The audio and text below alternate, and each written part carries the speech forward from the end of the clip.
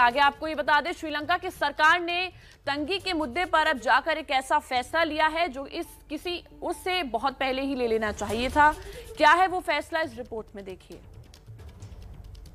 श्रीलंका में जब जन विद्रोह की आग सत्ताधारियों के महलों को झुलसाने लगी, तब उनको होश आया कि बदहाली के मुद्दे पर चर्चा करना जरूरी है। श्रीलंका में राजपक्षे सरकार ने मौजूदा स्थिति पर संसद में बहस करने का फैसला किया है। श्रीलंका की संसद में आज और कल यानी 2 दिन संसद में बहस होगी। अब श्रीलंका पर आर्थिक संकट के बाद सियासी संकट के बादल भी गहरा गए हैं। पूरा देश अब राष्ट्रपति को हटाए जाने की मांग कर रहा है, लेकिन राष्ट्रपति गोटाबाया राजपक्षे ने एक बार फिर इस्तीफे से इनकार किया है, जबकि श्रीलंका की पूरी कैबिनेट पहले ही इस्तीफा दे चुकी है, जिसके बाद नए वित्त मंत्री की नियुक्ति हुई, लेकिन उन्होंने 24 घंटे के अंदर अपना इस्तीफा भेज दिया।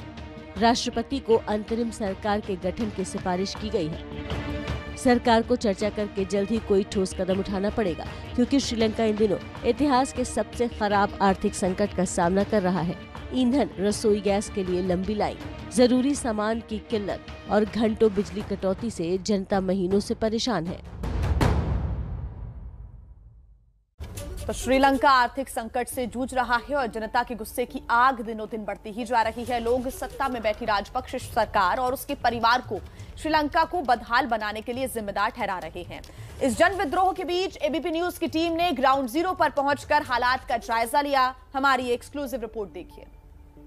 सोने की लंका अब पूरी तरह से कंगाल हो चुकी है। जरूरी सामान की किल्लत है और जो थोड़ा बहुत सामान मिल रहा है, उन चीजों की कीमतें आसमान छू रही हैं। श्रीलंका में आम जनता का गुस्सा अब साफ में आसमान पर है, और वो भी क्यों ना, क्योंकि हफ्तों हफ्तों से लोग जरूरी सामान खरीदने के लिए कतारों में खड़े हैं। जब एबीपी न्यूज की टीम श्रीलंका की राजधानी कोलंबो पहुंची, तो वहां हमारी मुलाकात ऐसे लोगों से भी हुई जो तेल के लिए 10 दिनों से कतारों में खड़े हैं।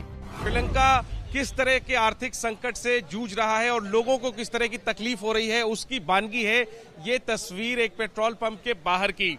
लोगों ने मुझे बताया है कि 10 से 12 दिनों से ये लोग डीजल का इंतजार कर रहे हैं।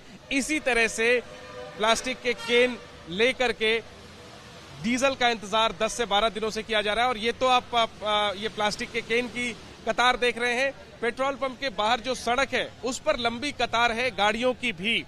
For how long the wait is going? For 12 days.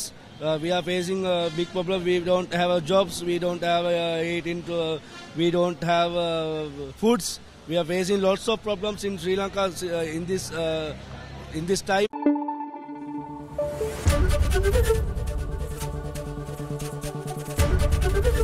ABP News आपको रखे आगे।